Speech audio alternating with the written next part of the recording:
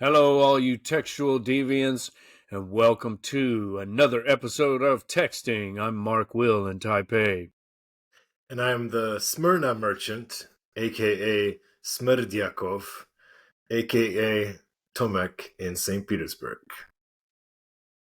All right, this is Season 3, Episode 13. Our text today is T.S. Eliot's The Wasteland, and we're tentatively calling this episode an erudite despair for reasons that we hope become obvious, but maybe we'll find that that's not really an appropriate title. Maybe we can come up with something more catchy.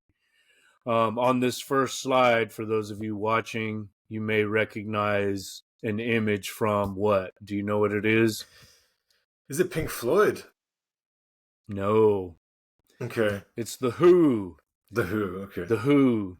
Their album Who's Next. They're in a wasteland, probably because one of the featured tracks from this album is Baba O'Reilly, which contains the phrase teenage wasteland. They're all wasted, says Roger Daltrey, singing the words of Pete Townsend. So anyway, there's some nice intertextuality for you. Eliot's wasteland was transformed by The Who into the teenage wasteland of Baba O'Reilly and Who's Next. But before we start, let's talk about initial impressions. You really enjoyed reading this, right? You didn't so. get enough Eliot. You didn't get enough Eliot when we read Proof Rock, so we did The Wasteland, and now you're even a bigger Eliot fan than before. Is that right? I liked Proof Rock, to be fair. This was just one step too far. I think in a very particular context, I might enjoy it. Maybe like in a class, for example. I know you're not always the biggest fan of like formal academic education, but I think if I had a lot more time and maybe was reading it as part of a discussion group. I know we're kind of doing that now, but we're doing it after I've been suffering with it alone, but reading it alone in like pockets of free time, it was not a pleasurable experience. So we'll get into this more, but just the direct experience of reading and trying to get some sensual satisfaction wasn't really there. It's just constant looking stuff up and taking notes. It wasn't really an experience of much flow. It wasn't pleasurable. Well, those of you watching can see this slide. It's a screenshot of a WhatsApp text exchange. You say to me, I despise this text. That was maybe midweek, or I don't know when that was, a few days ago. To which I replied, haha, nice. Can't wait to shit all over it. So, it's not my favorite text either, just so people know. But you are the one to blame for choosing it. Let's be clear. But why did I choose it? Because by request, we read Proof Rock, and that was your. I think you hadn't read that before, and then at that time you told me you had not read The Wasteland in its entirety, and I thought, well, as a teacher and a student of English literature, British literature, American literature, literature in English, let's say, I just felt like you should read it. It's an important touchstone, whether it's pleasurable or not, right? Like, on some level, do you feel the better for having read it, or do you feel like you became like, you degraded yourself and you became a worse person and student of literature and reader and all of that? I mean, you don't have to answer now. We can get into that later, but But basically, I agree with you. I'm glad to have encountered the text, to have hung out with it for a little while. And yeah, it is a gap in knowledge. The only thing I would like slightly contest is it's given this canonical place in 20th century poetry, but I wonder how much we should be genuflecting to that, preordained decision. Like, Yeah, well, I would argue we shouldn't at all. And I'm reminded of the comment made by Harold Bloom, the well-known American critic who pretty much also despised Eliot and called him an anti-Semite and so on. Back when that term actually meant something, but which is not I've always necessarily relevant to this text. I mean, we're not trying well, to I mean, discuss him as a. if we're talking about anti-Semites, we have to mention Pound too, who will come up later. But I'm just saying, like, there are many dissenting voices. Like many people agree that he's vastly overrated and the Wasteland is vastly overrated. And as I've always said, and in fact said in some of my fiction, um, the Wasteland's a ripoff of James Joyce's Ulysses. I think as an artist, Eliot is much inferior to Joyce, and I think he didn't understand Joyce's method. Like he didn't see the true comic genius of it. He took it too seriously, you might say, and we'll get into that later as well. But let's start, okay? Let's read this. Let's get wasted. Cue the music. All right. Yeah, cue the music. Teenage Wasteland. All right, so this is your slide. What do you want to say? This is I don't mean to take away from the poem's prowess or profundity, but it's like maybe a little small consolation for me when I was having those dissenting feelings, just to be reminded that Eliot wrote this in a sanatorium, in the midst of a nervous breakdown. So again, I'm not trying to discount its merit, but just to add that who is he to be giving me advice? Get your own shit together, son. Kind of thing. Basically, something like that. So these are the words of a disturbed person. And again, that doesn't mean it's not brilliant, but I'm trying to assuage the insecurity that I often felt, as I was reading this poem and feeling inadequate. Well, this dude was not exactly like, the pillar of mental fortitude or overcoming the wasteland. So even if the poem made me feel like part of the wasteland in terms of my own struggles to comprehend it, but there's certainly no argument. He can't really argue that he's moved beyond the wasteland, if that makes sense. Yeah, and to be fair, I don't know that he would. He'd probably Sure.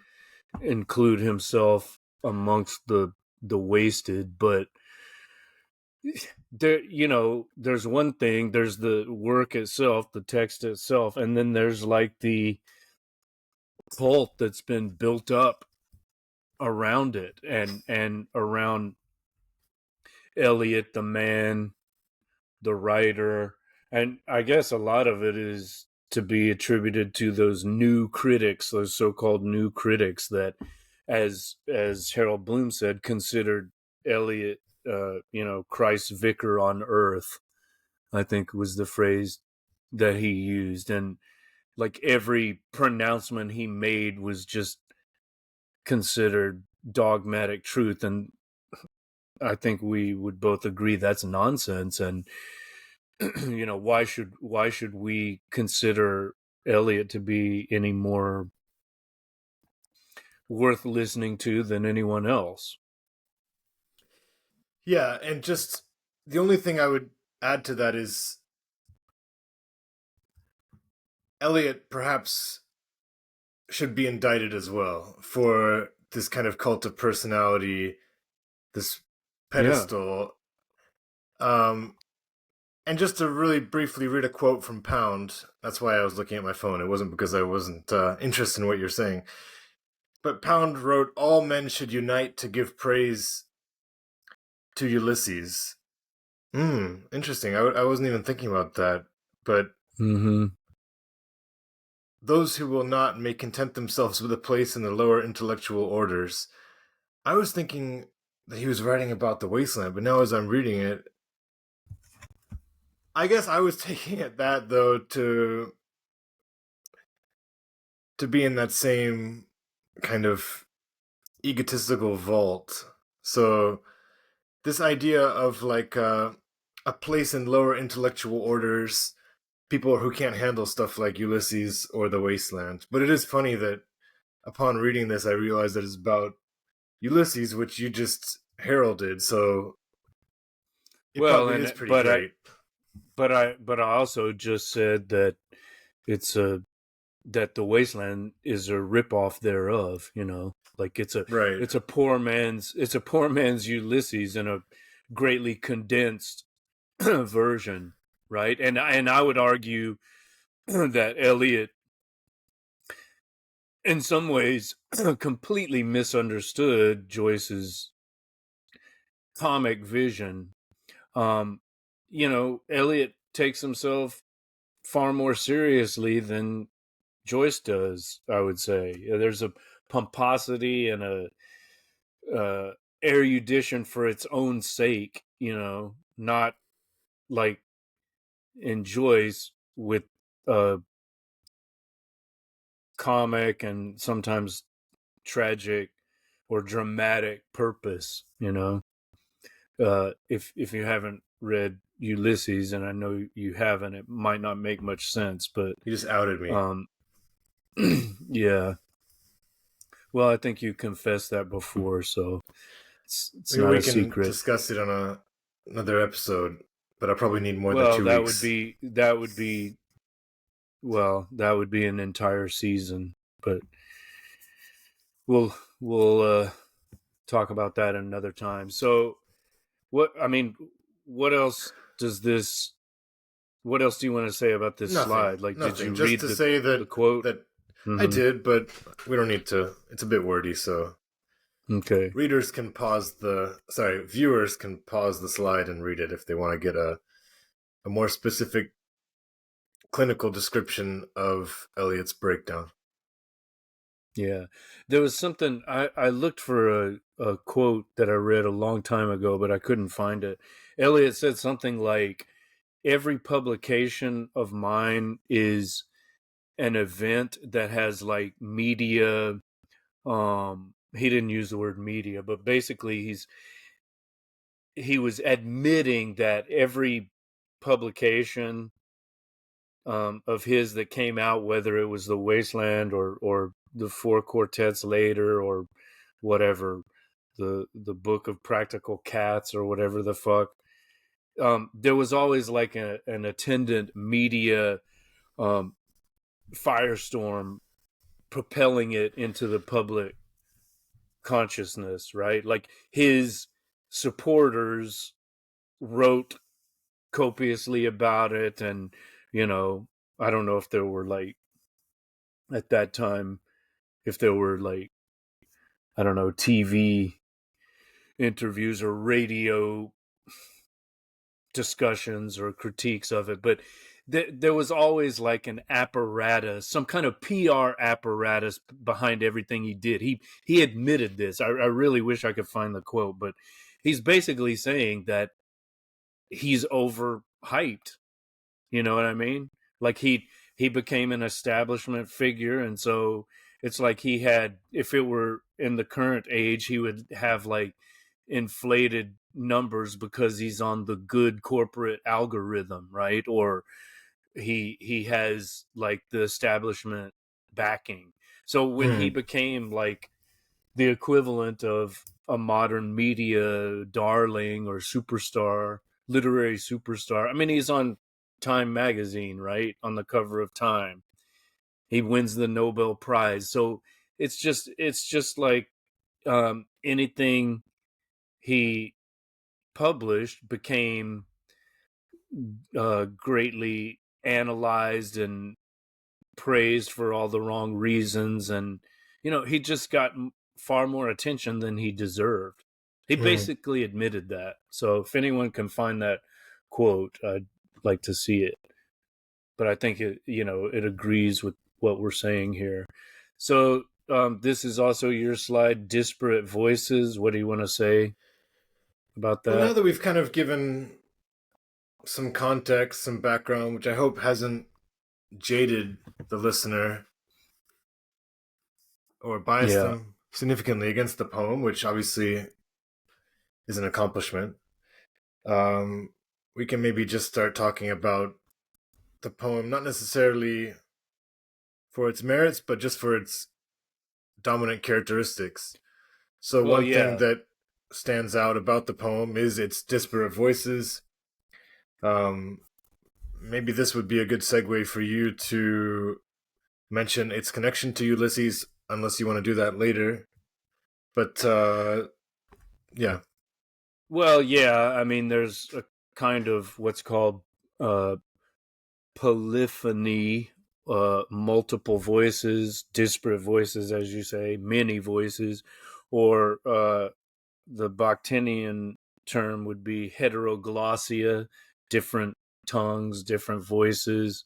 The dialogic imagination, that's also from Bakhtin, but it's basically like not one narrative voice, but many. And certainly that's what we get in Ulysses. It's like a celebration of different voices, different perspectives, different literary styles.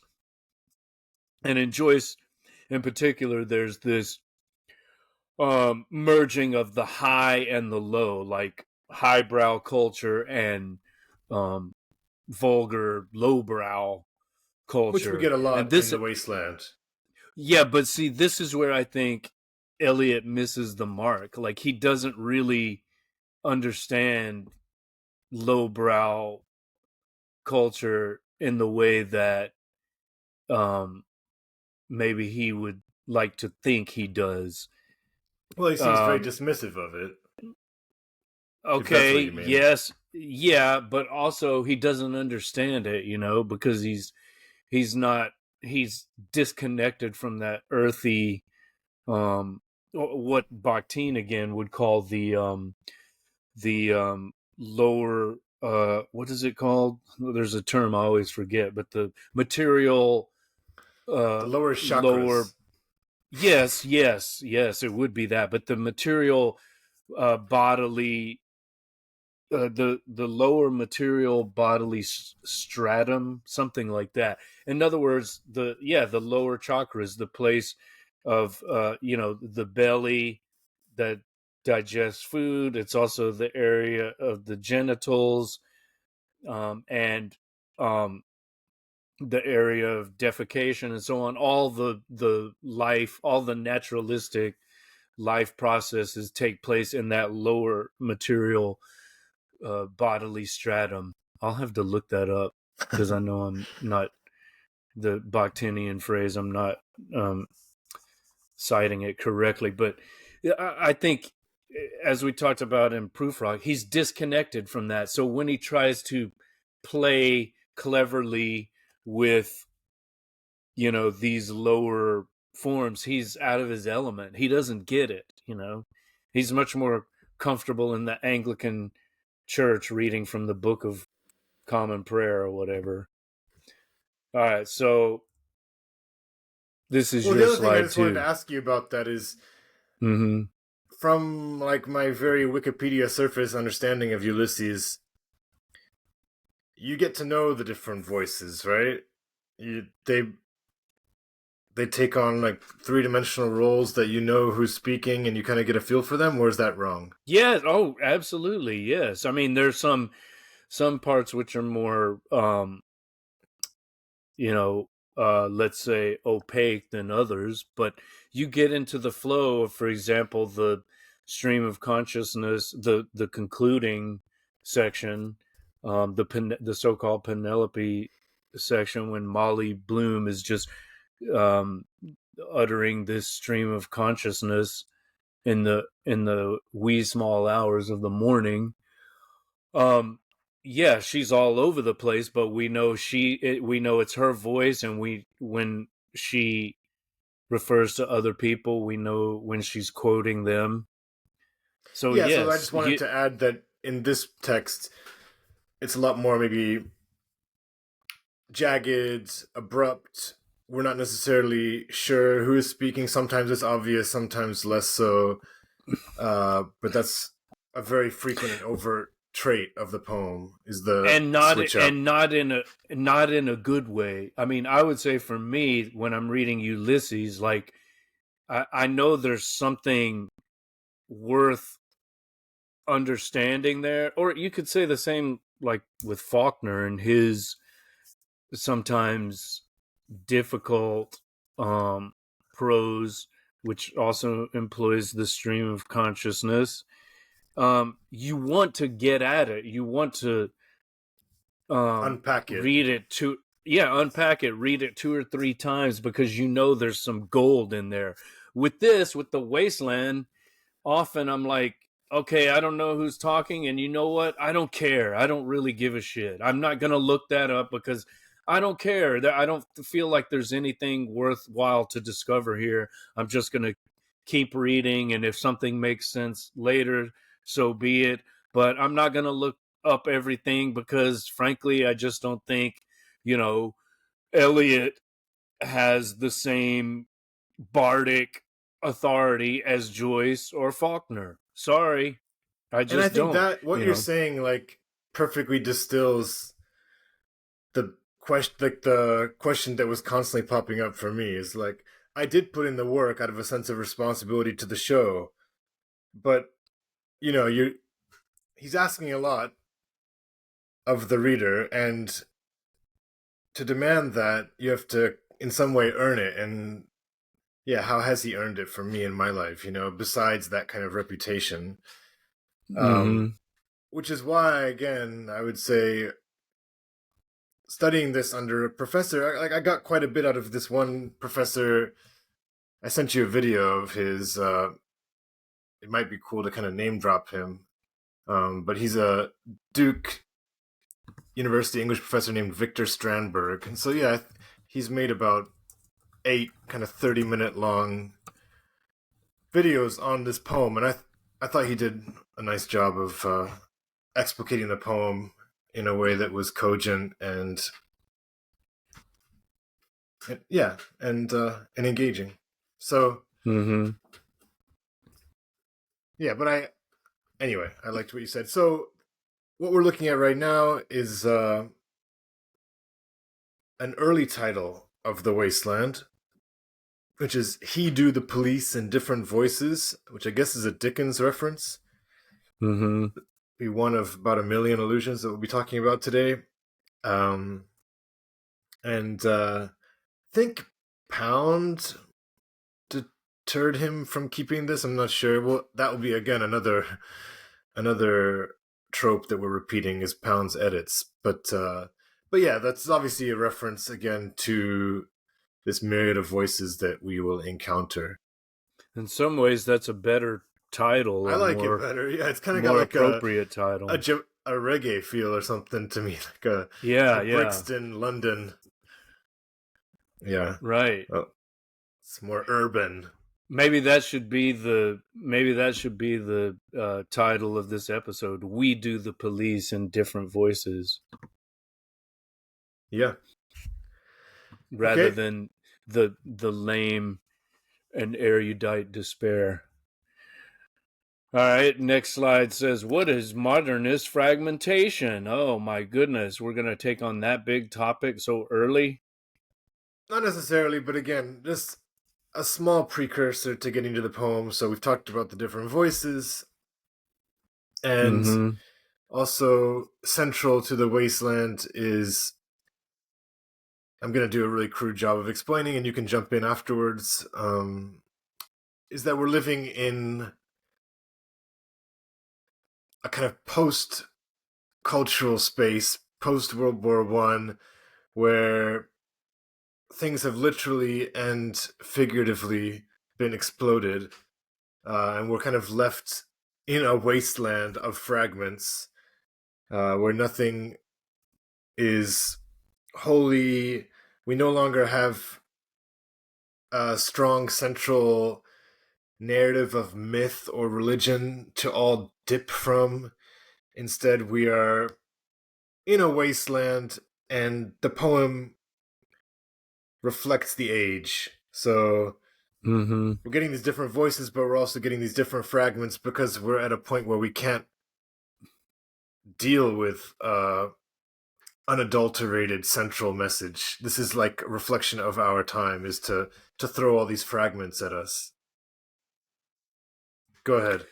Yes, and well, there are a couple of lines, actually my favorite lines in this text, which um, relate to this, but I want to save them for later because we have slides on that too. But yeah, like that is one feature of the modernist ethic or aesthetic, and certainly we see that in Ulysses as well. And I think Eliot just appropriates that.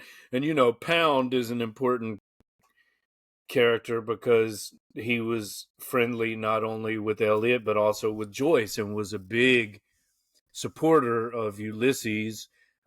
He sort of lost interest in Joyce when it came to Finnegan's Wake. That was his short-sightedness. But in this period around 1922 and the years before that, when Joyce was working on Ulysses, there was like a kind of ferment, you know, of ideas in the air, all of this fragmentation and experimentation and polyphony.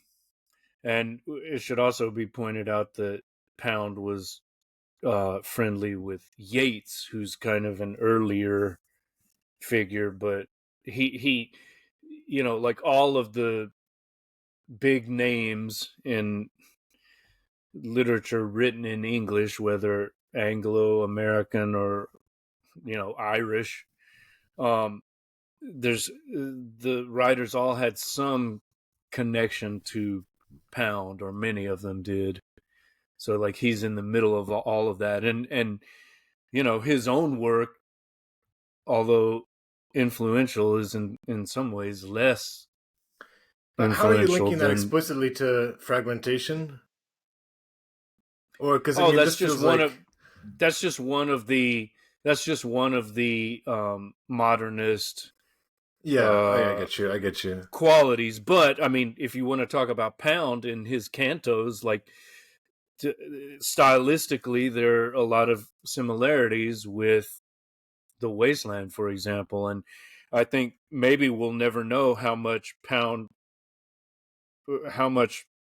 of the Wasteland as we have it now, how much of that is Pound and how much of it is Eliot. Like, were the editors changes, how significant were they? You could go back and look at all the manuscripts. I don't know if you did that. I'm not going to, but um maybe maybe he deserves a byline too. Pound, that is, it's not just Eliot's work but Pound's as well, like as editor. But yeah, I've read the cantos in their entirety, believe it or not. I don't know why I chose to do that. Some are great, some are, you know, tedious, some are just whatever.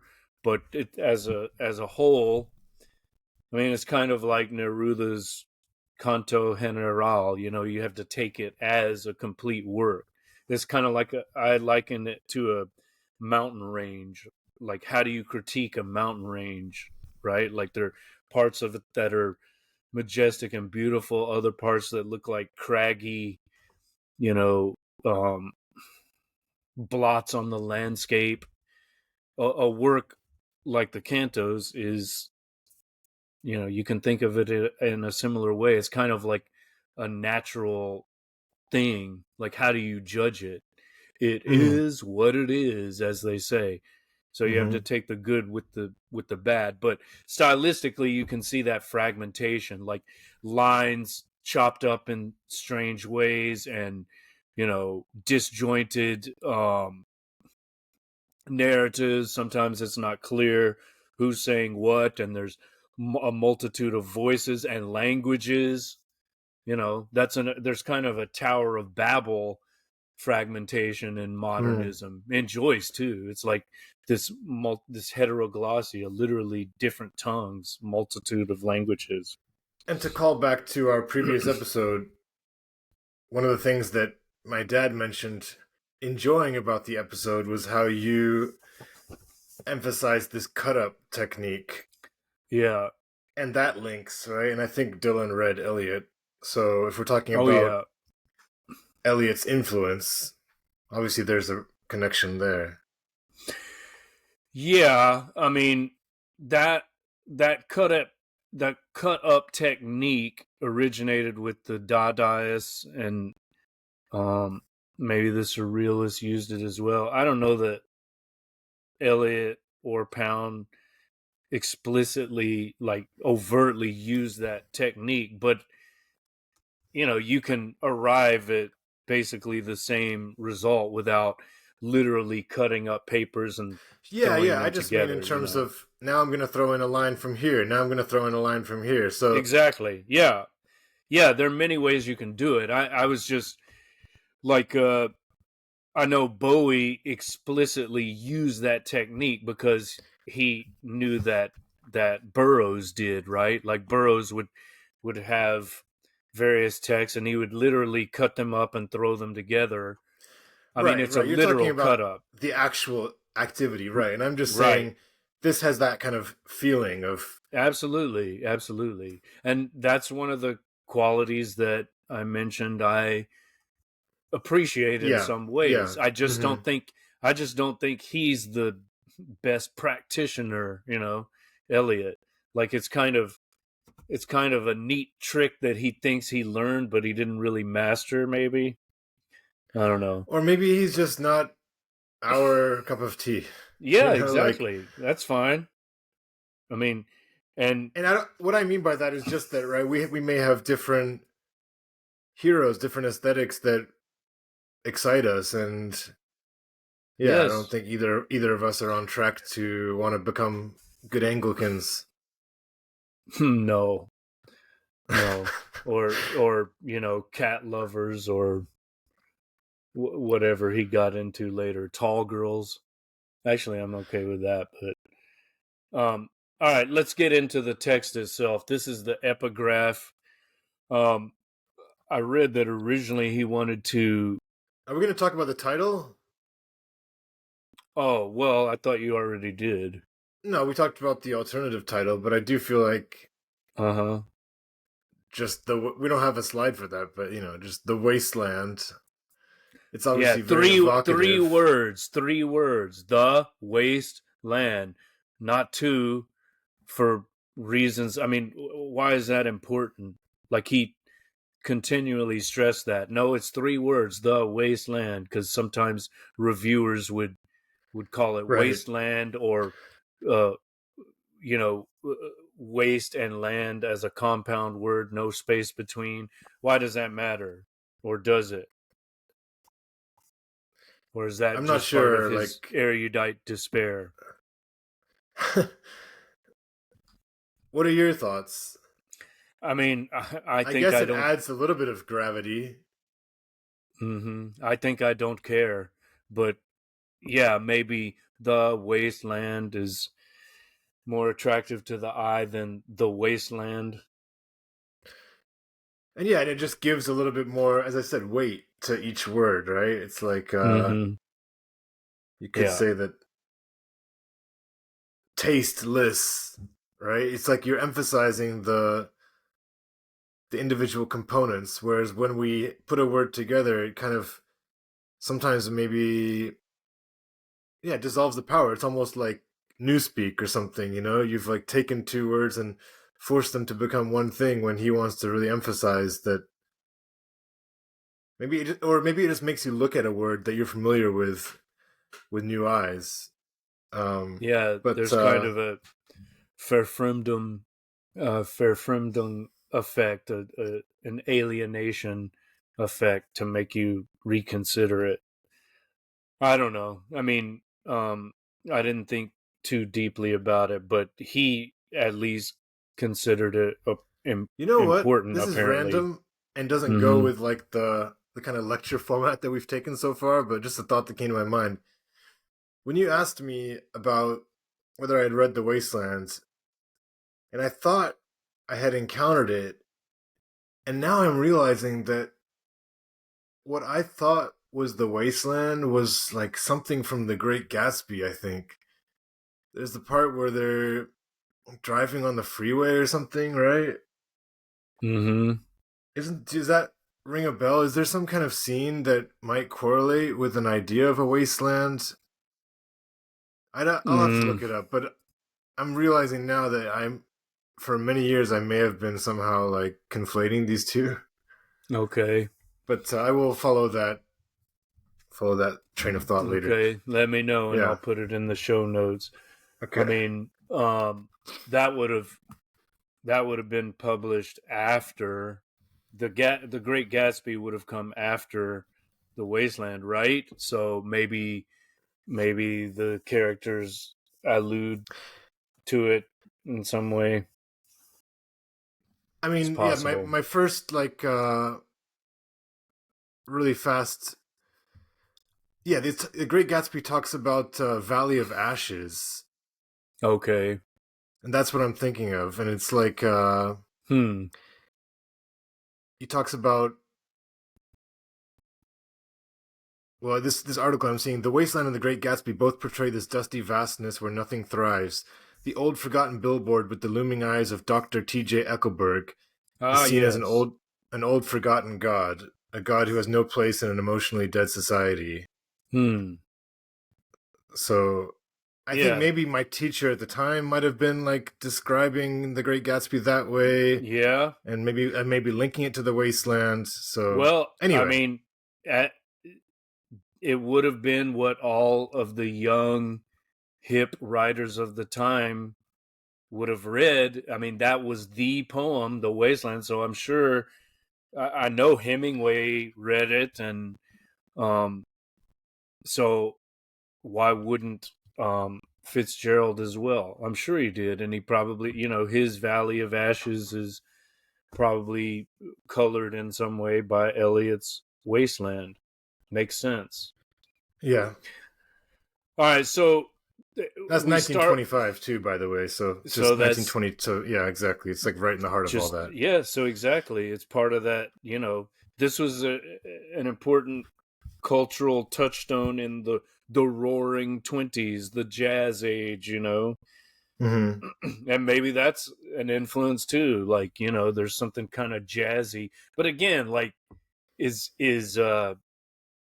Eliot a jazz man in the sense that Cornel West talks about him? No, he's like the most you know pasty white non soulful jazz man you can imagine. So anyway, let's get Yeah. into the text itself. This is the the epigraph, which is from Petronius's Satyricon, and I don't know. Let's see what we make of it. It says, "Nam sibyllum quidem cumis ego ipse oculis meis vidi in ampulla pendere, et cum illi pueri diceret.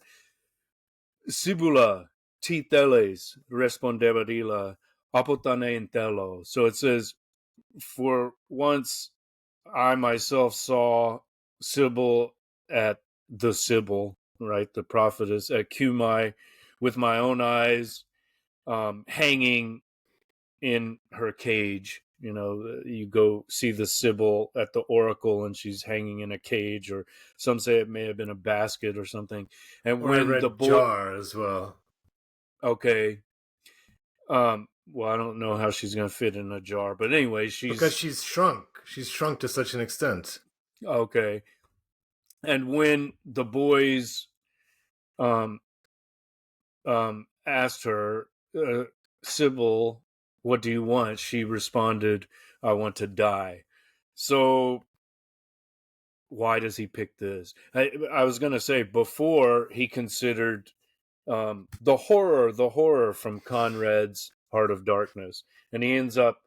Eliot or Pound said, "No, don't use that." He ends up using this. Why? I want to die. I was Is going to that the? drop that Conrad reference, but nice job. Mm-hmm. And I think it's funny that he told Eliot that Conrad wasn't sufficiently weighty. So again, that just kind of feels like these guys are trying too hard, you know. Mm-hmm. But anyway, I guess one argument for this would be that the state of the world is such that present day is kind of wishing for death upon itself. Mm-hmm. That you know, the moral decay and spiritual decay has reached such a point that there's no real sense in going on. What do you think? I mean, it sets I the mean, tone, right? yeah, that's how I feel after I read this. I want to die, or while I'm reading this, Even and with, you but not too, with right? the. Yes, but I will say I think both of us can appreciate the shanties at the end. So you know, I would say for majority of the text I feel like that, but not necessarily on the last line.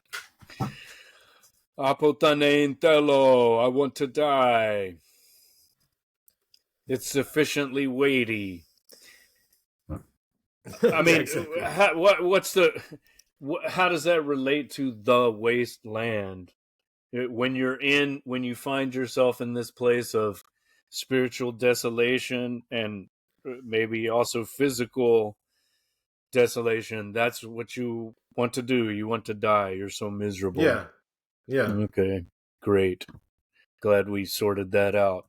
All right, and then famously, it's dedicated to, or rather for, Ezra Pound, Il Miglior Fabbro. And then you found a nice quote here. Why don't you read that? Yeah, we should say briefly that Il Miglior Fabbro means the better craftsman.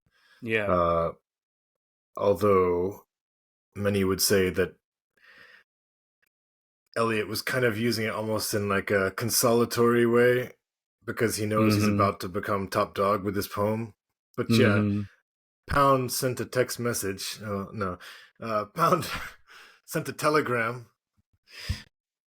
I don't know how Pound relayed this message, but he did tell Eliot, "Complimenti, you bitch.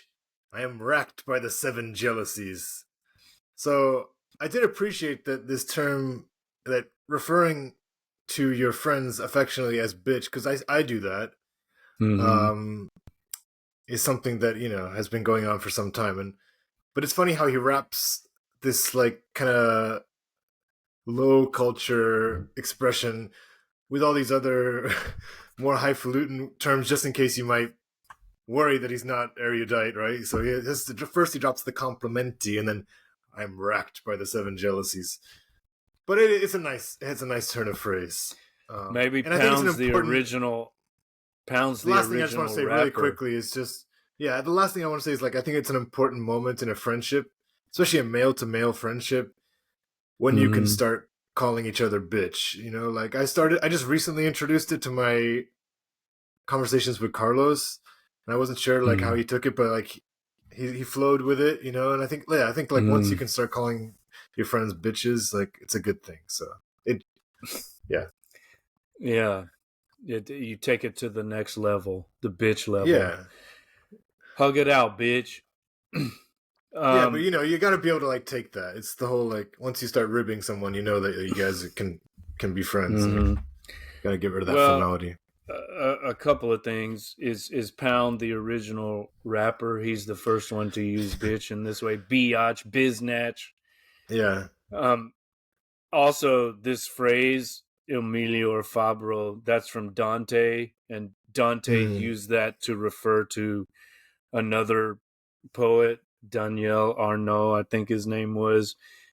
And so if Dante is saying that about someone else that we've never heard of, it's kind of like Pound or Eliot is saying, "Oh, I'm Dante. You're the better craftsman." Damn, that's a burn.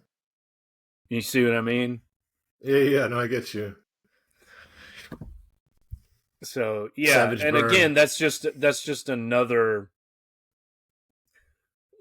thing to dislike Eliot for, perhaps just to kind of say that is so cringe.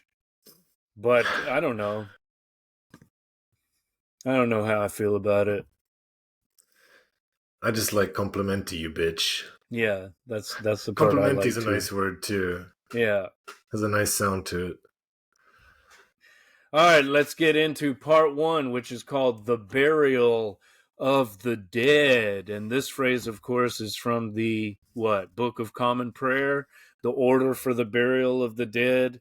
I mean, as an Anglican, I'm sure that's what Eliot had in mind. But other churches have their own orders for the burial of the dead. Let's keep in mind, though, that according to that professor who I shouted out earlier, Eliot's very much still an atheist at this point. So, and even in his frequent references to Christ, it's not necessarily as a redeeming figure, but as a fact that that Christ is no longer able to redeem this world. So, yeah, he's probably aware of, Anglican tropes and rituals, and he will display that keen interest in becoming Anglican. But yeah, I mean, we could double check all that stuff, but I'm pretty sure at this point it's more about encapsulating that Camus existential dread that we're like post God. Oh, well, I don't see him as representing that at all. And also, don't forget, as the Clash tells us, he who fucks nuns will later join the church. So I think that was probably already implicit. But anyway, that the phrase comes from that. Yeah, and interesting quote, by the way. Yeah, and here we go. This is your slide. By the way, you're gonna decide, like how, because we're at 48 minutes, and you're gonna kind of decide how much close reading we're gonna be able to do, because folks should keep in mind that this is about a 16-page poem of 432 lines. So I will let you dictate the pace, Mark, okay? All right. So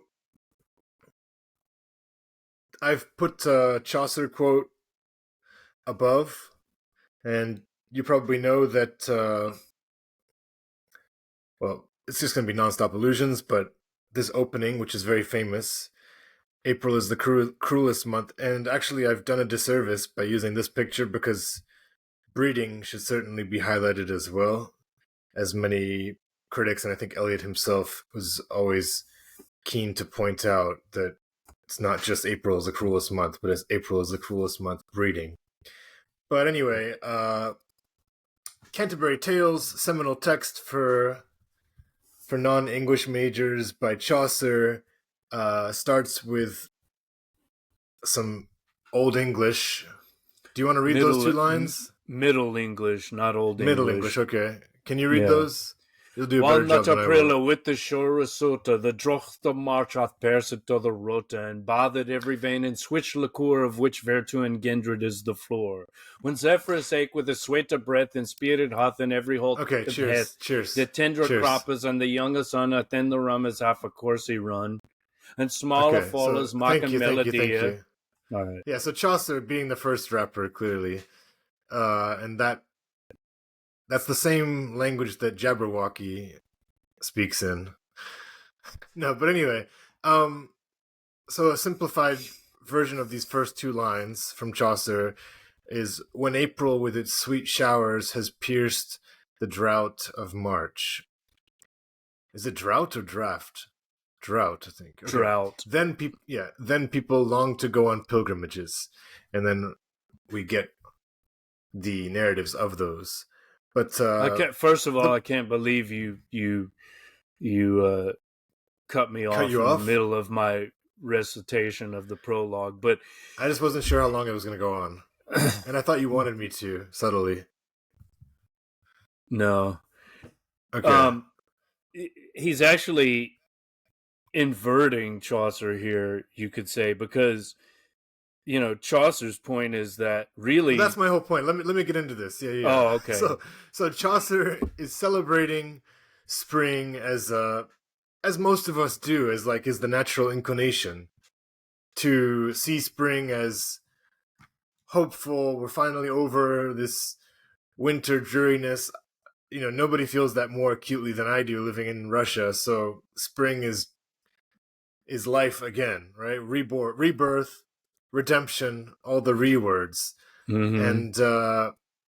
And as you said, we are in a time of the wasteland. We're in this post World War space, the Great War, and now it's time to describe April as the cruelest month.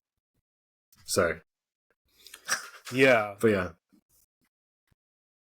Well, what are we to make of that? Like at the outset, he's saying, no, transvaluation of all values. I'm turning Chaucer on his head.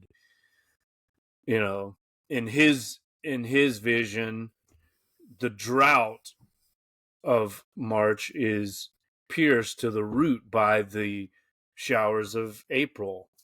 April showers bring May flowers, as you know the phrase goes, right? But somehow, in Eliot's view, this is not the case. Is this just perversity on his part? Well, again, I don't think people usually think of Eliot as explicitly like a war poet or something. Like we might think of I don't know, Wilfred Owen or Yeah, what is his name? Siegfried Sassoon, was he a Siegfried war poet? Sassoon. Yeah, yeah. But this has a close correlation to World War One, right? I mean, it's central. So if this is coming right after World War One, and we're trying to define this new time, well, it's called the burial of the dead. This section, so Mm-hmm. it's not a time for us to. We're still mourning, and we're better off mourning than mourning than the morning of the morning time. Speaking So of the title, "The Burial of the Dead," the Jesus quote, "Let the dead bury the dead." That's hmm. as I was reading, that kept coming to mind. It's like Do you have any thoughts on that's what yeah? I have to say to you, Mr. Eliot, about your burial of the dead. Let the dead bury the dead. What are your thoughts on the proximity of this poem to World War One? Let's save that for later. I consulted with my sometime co-author GJV, and he had a nice description of that. It is. Okay. I mean, you mentioned Camus and the existentialists, like that philosophy on the continent that was popular between the wars. So that's kind of in the air. Maybe this is the British or Anglo-American version of that continental existentialism and absurdism that was in the air. But again, it's like a very I don't know, a very British way of looking at it. Maybe there's a kind of British. We talked about that Stevie Smith poem, Away Melancholy, right? There's kind of Mm. the British melancholy, the black dog of Churchill and later Led Zeppelin. This very specifically British kind of despair that maybe even Hamlet has, right, as a classic melancholic. Even though he's a Dane, he's like artistically rendered by the Brit Will Shakespeare. Yeah, so this first voice speaks for 7 lines. Some would argue that this voice is Eliot or is Tiresias. Am I saying that right? Tiresias, yeah. Tiresias. It could be Tiresias. We can maybe talk about that a little bit later. But yeah, I really like the phrase "winter kept us warm." I was searching for the correct literary term when I didn't know if is that a paradoxical phrase? Is that just ironic? What would you call that? Winter kept us warm. Oxymoronic. Yeah. So all those things. But again, it's like he'd rather sleep this war off, right? Because if you wake up, you have to realize what you're waking up to. Whereas if you can just sleep in that winter hibernation, you're in bed and you're protected from what humans have done to the world. Mm-hmm. So should we shift to the second voice? Yeah. I'm glad So you're distinguishing these voices. I hadn't thought to do that. I didn't like try to tease all that out. So go ahead. Summer well, I did spend surprised like us. Who's a talking million now? hours on this. So the critical consensus of the second voice is that it is the Countess Marie Louise Elizabeth Mendel, a Bavarian who was the cousin to Archduke Rudolph, the Crown Prince of Austria, and some argue that she played a pivotal role in the Mayerling incident. I don't remember what that is, but it set the stage for the assassination of Archduke Franz Ferdinand. So he's basically loosely describing the foundations for World War One. There's a tone And shift. didn't Eliot know her personally and talk to her? Yes, he had a meeting with her. I think at some point. So we do get a little bit of, you could say, it's not comic relief, but it's a little bit of a levity in this voice compared to that first bardic but rather deflating opening. Mm-hmm. We've got this high class diction. This woman is now in Germany and visiting some posh places on the colonnades, drinking coffee. We hear German being spoken. Funny line here.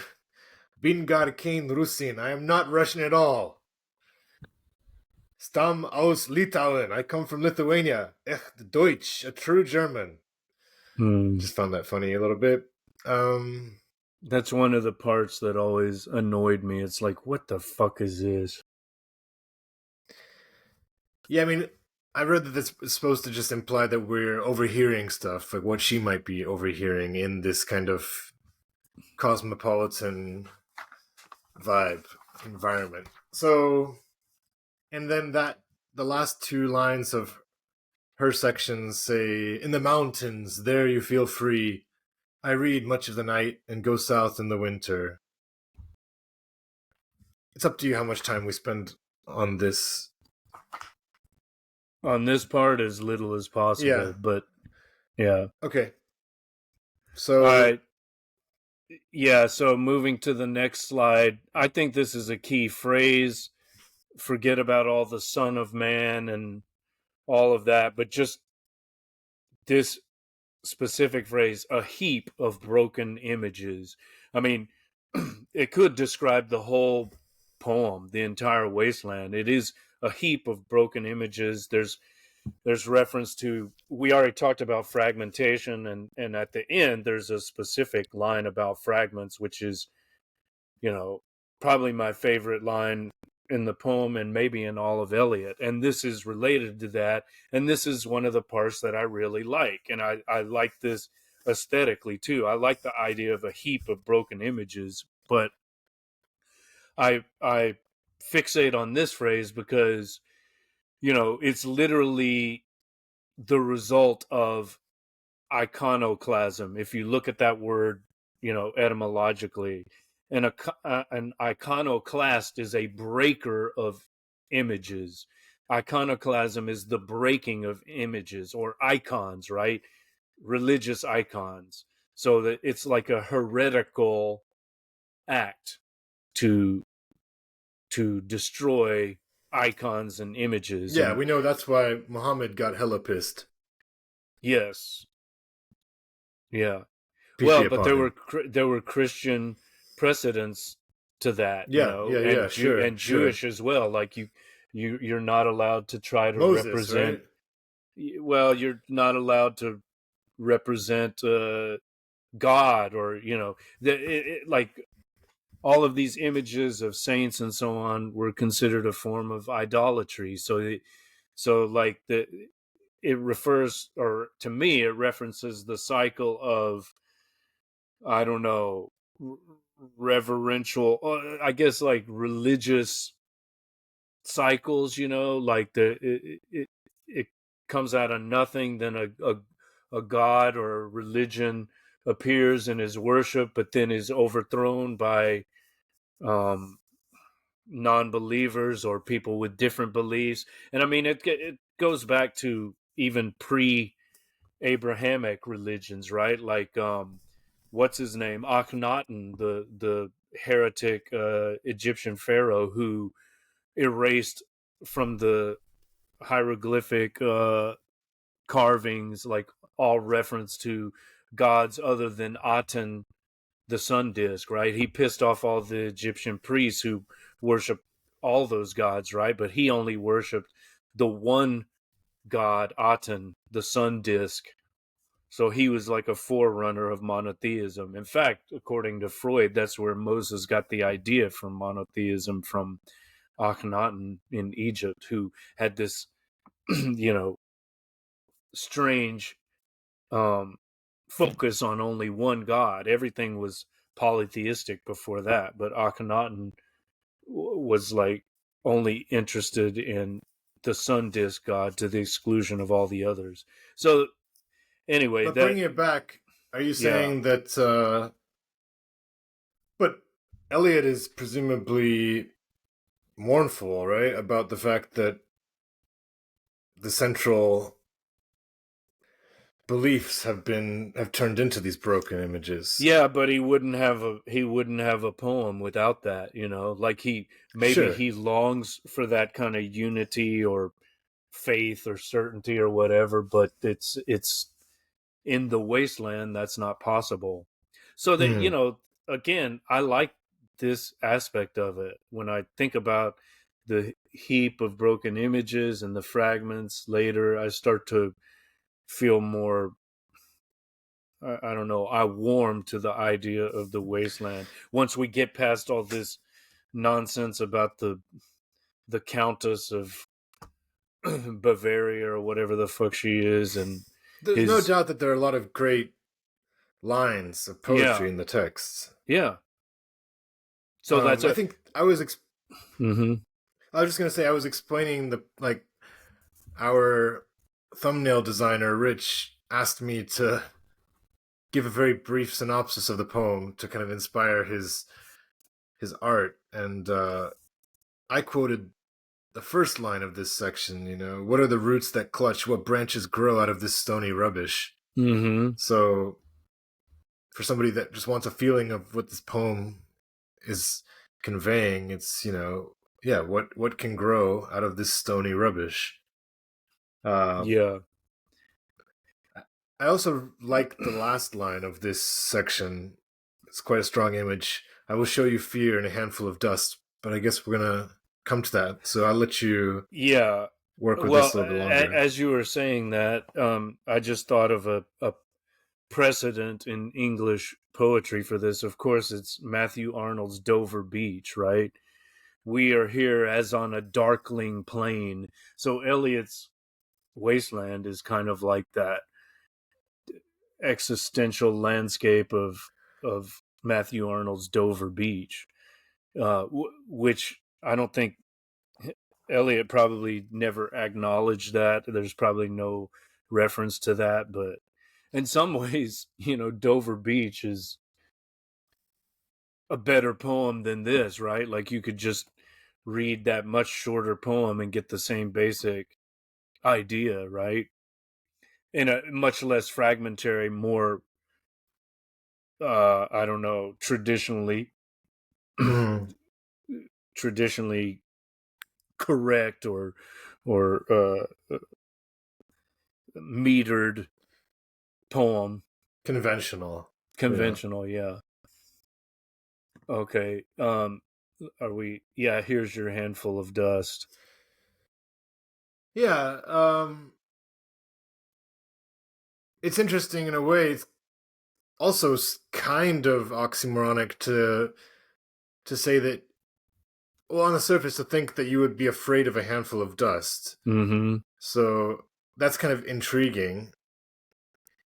One critic called my attention to a section in Genesis where God forms us out of the dust of the ground, blew into his nostrils the breath of life, and the man became a living being. So I don't know if we should read this as like we are the thing to be afraid of, like we came from a handful of dust and look at the terror that we've wrought, but maybe that's a bit weird. But what do you think about that line? I think that makes sense. Um, But also, like, who's it the can be death, I? right? Ashes to ashes, dust to dust. So it's like, Mm-hmm. Yeah, is the fear like our mortality? that's related to the burial of the dead. And who's I? Exactly. I was gonna say again, and we had this question with Proofrock too, right? Let us go then, you and I. Who's I and who's you? Remember?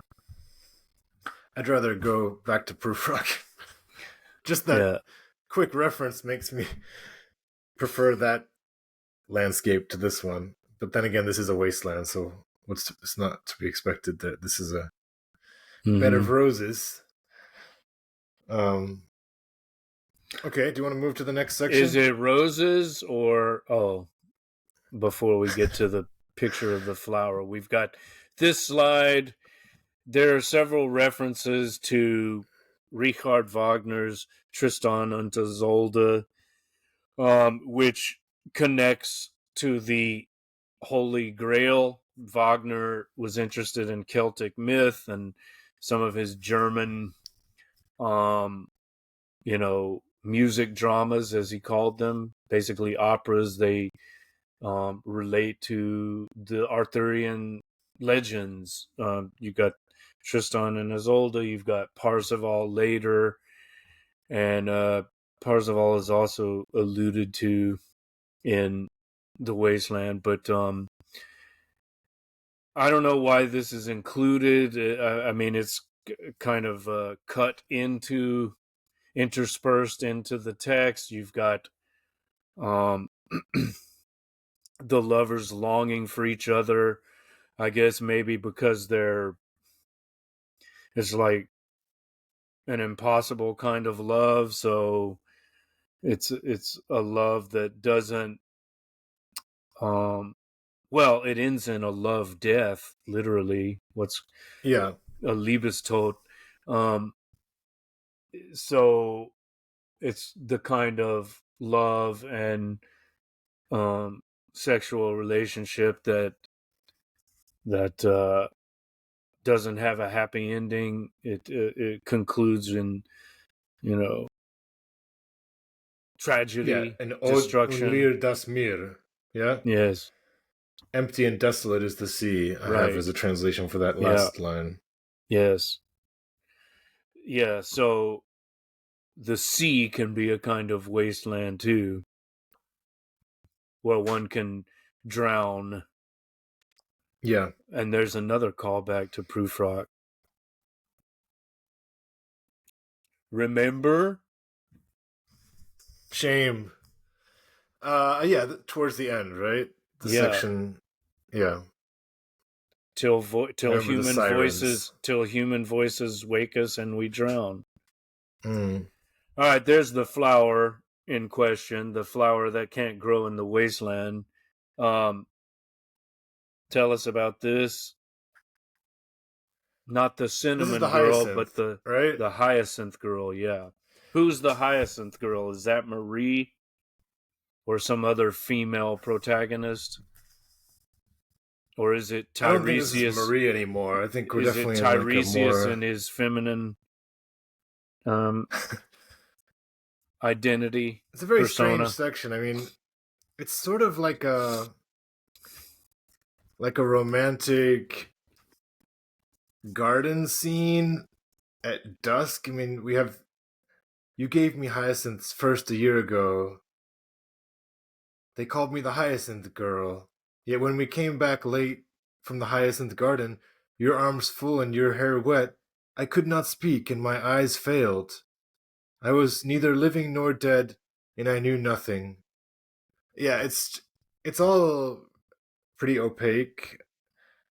But again, I kind of get this idea maybe that romance is dead. That would be like a crass way of reducing this. Mm-hmm. Flowers are romantic, youth is romantic, hair is wet, but What's that it can't go any screaming in further. the I don't know. background there? Someone being murdered in your flat? Or Yeah, we got a live Raskolnikov situation going on. By the way, I just found out that you probably knew this, but I didn't realize that Raskolnikov's first name was Redion. I And didn't it's just know funny that. because I teach Redion. He's like one of my favorite students in a way because he's just a really funny guy. So it's kind of interesting. But anyway, Well, I was just going to say this reminds me a lot of that Penelope section in Ulysses. There's reference Molly Bloom refers to her first sexual encounter with her husband Leopold Bloom. He called her his mountain flower. So probably this is just another example of that ripping off of Joyce, It's like, oh, mountain flower. Oh, I'm going to use the phrase hyacinth girl. Won't that be clever? And again, this is one of those sections where I don't even want to bother. It's like I'm not interested in going too deeply and trying to understand exactly who is speaking and why and who's the hyacinth girl. Just go with the flow. Just keep going. yeah. It's just one of the phantasmagoric images we see in this wasteland. Mm. All right, then I guess the next, it's kind of like with these slides, we're just grasping at whatever attracts our attention, right? All this rubbish is coming at us from all directions, and it's like, oh, I This recognize that. flotsam. Yeah, it's like I recognize that. Okay, there's something I can grab onto. Maybe someone else would grab onto other things, but here's the next thing I grab onto, and that is Madame Sosostris, who I think was inspired by a character in an Aldous Huxley novel, Chrome Yellow, which Yep. is interesting. That's what I read as well. But Yeah. Eliot makes this Madame Sosostris a tarot card reader, I guess, with a wicked pack of cards. That's so Eliot, isn't it? Ooh, tarot cards are wicked. Ooh, Black magic. That's bad. It's funny because if we interpret Eliot as the rapper, then it'd be like, this is a wicked pack of cards. It's a wicked pack of like, cards, bitch. Complimenty, sick, bitch. though, you know? Like, yeah. Anyway, but I guess that's not how it was intended. But, yeah, I mean, I don't want to spend too much time on it, but one of the cards she turns over is the Hanged Man. And, of course, you know, there are a lot of, I guess, possible connections one could make to that. It can be a card of rebirth and regeneration after death, resurrection, as it were. But you've included the Hierophant. What do you want to say about that? Well, I don't even know what Hierophant means. Do you? It's basically a kind of priest or prophet. Hero is holy. It's just like in hieroglyphic, right? Holy writings, holy carvings. Okay. I didn't realize that. Fant is related to appearance, holy apparition, something like that. Okay, well, the critic that I was referring to earlier, yeah, he's frequently bringing up Jesus, and so I do not find the Hanged Man is meant to be concerning in the poem because we don't have rebirth. Rebirth is not available to us, so I expected the Hanged Man to be something ominous, you know, almost like the tower was on our Russia trip, but it seems more like... but our card was the devil. It wasn't the Hanged Man. So that's different. But what is the tower? I thought we got the tower. And the tower, yes, exactly. Tower is it's basically the Tower of Babel. It's some kind of crisis, destruction, which is the prelude to rebirth. Right, but I guess my main point is that it's a problem that they don't draw the Hanged Man, right? So my point is that Jesus, you could say, is the Hanged Man. Oh, for sure he is. He's also Odin, the god who sacrificed himself to himself, right? Like, yes, absolutely. Yeah. And all of those, vegetation gods that resurrected, Dionysus and on and on. But, God, we're still in section 1. I'm just looking at the text. I do not my notes because I do not find the Hanged Man, fear death by water. Okay, we'll do that, Madame Sesostris. And then here's Baudelaire's Unreal City, which you rightly point out is also Eliot's London, Baudelaire's Paris, and then Dante's Inferno. All of which merge into a hellish tableau, the Inferno of modern life. Unreal City. And then this section concludes with that line lifted from Baudelaire's Flowers of Evil, hypocrite lecture, mon semblable, mon frère, hypocrite reader, my likeness, semblable, mon semblable. Hypocrite reader, my likeness, my double, my brother.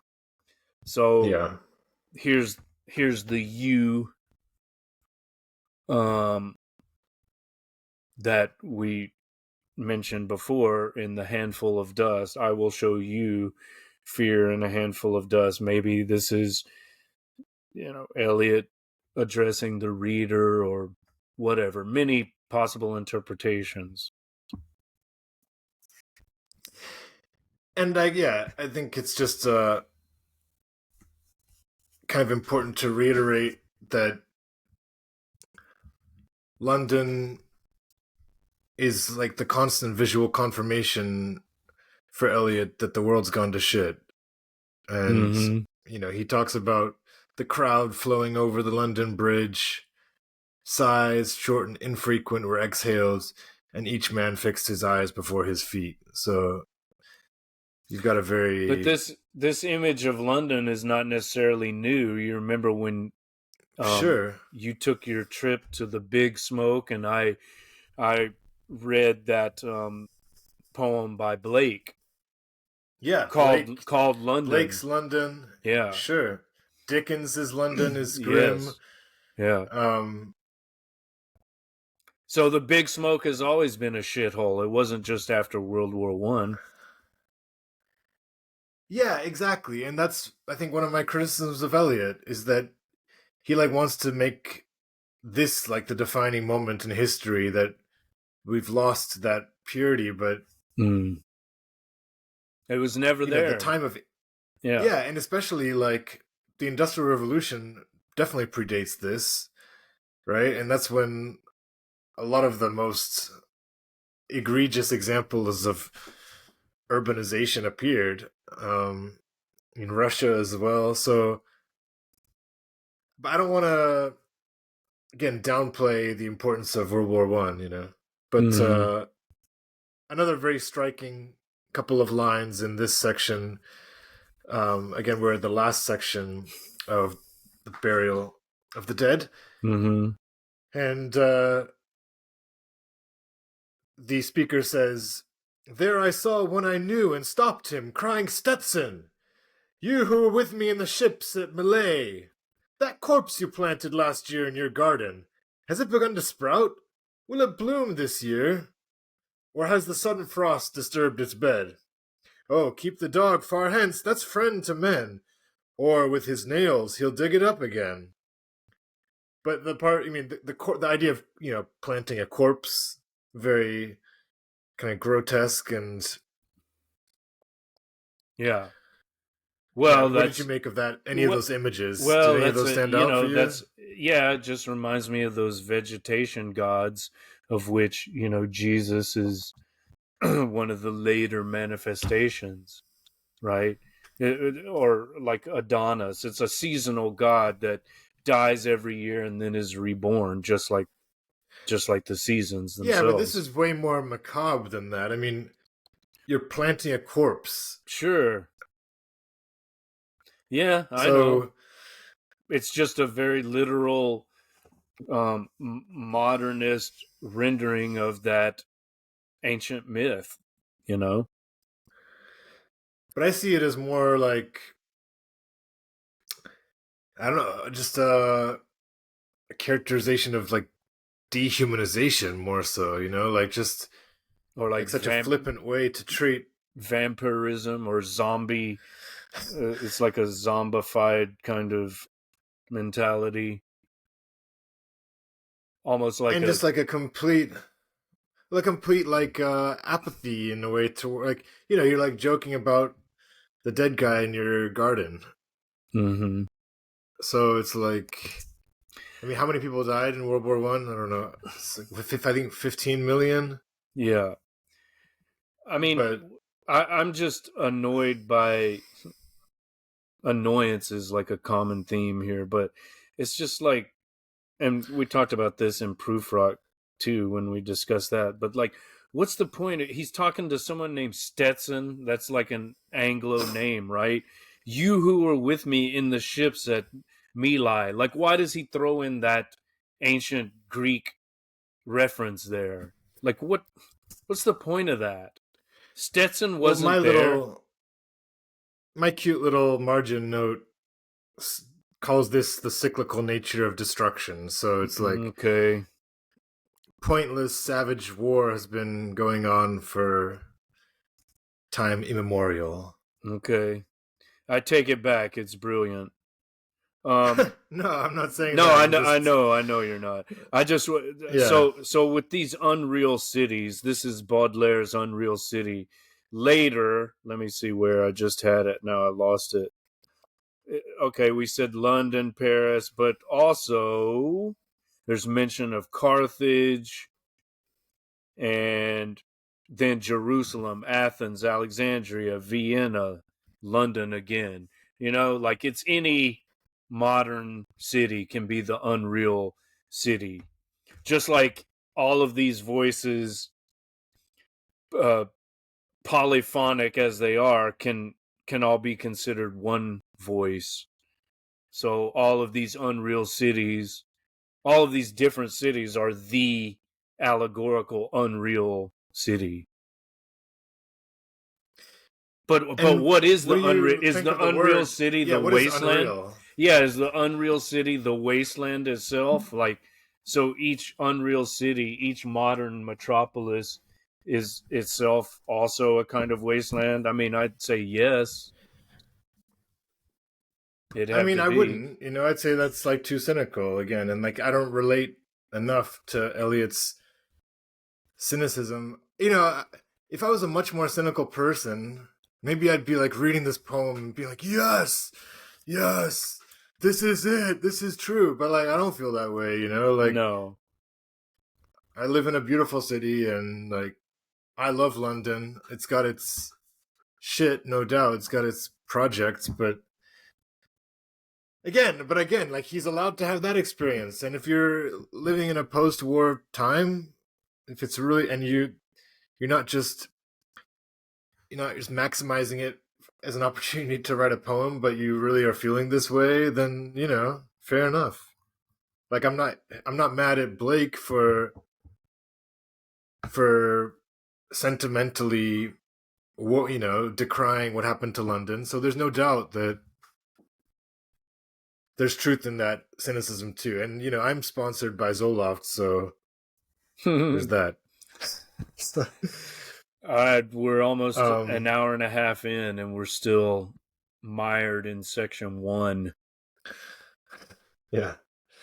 Well, we can go on to a game of chess.